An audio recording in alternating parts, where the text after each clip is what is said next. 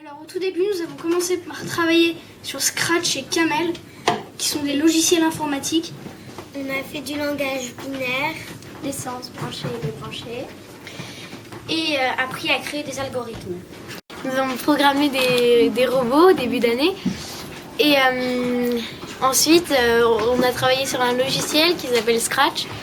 On a appris les boucles, les algorithmes, les programmes, les conditions.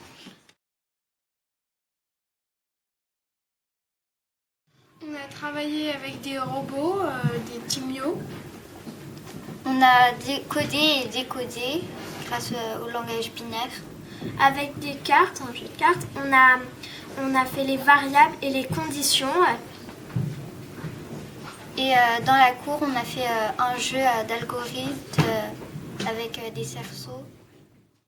Donc on a fait de la robotique et on a travaillé notamment avec Timio.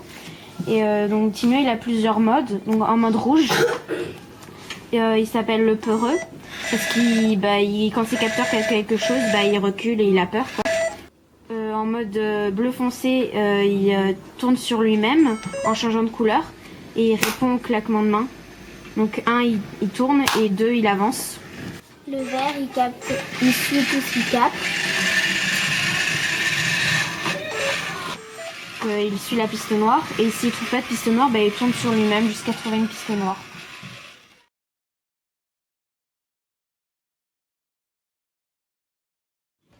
En fait, on n'a que 2 ordinateurs en fond de classe. Et on y arrive Ça suffit en fait.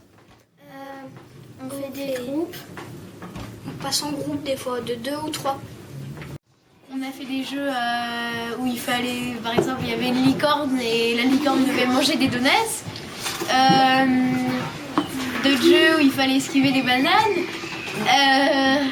Il y avait un jeu où c'est un oiseau qui pond des œufs et pour rattraper les œufs dans le panier.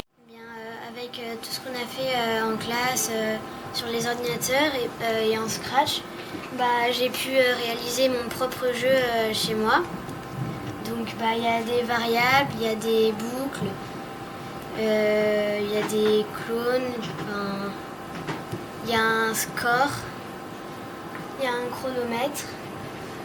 Et le but du jeu, c'est un oiseau qui pond des œufs et on doit les rattraper.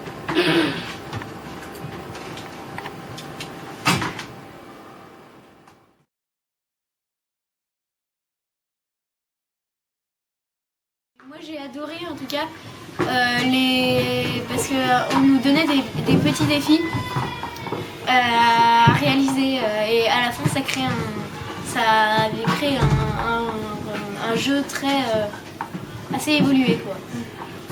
Je pense qu'on peut dire qu'on a tous aimé.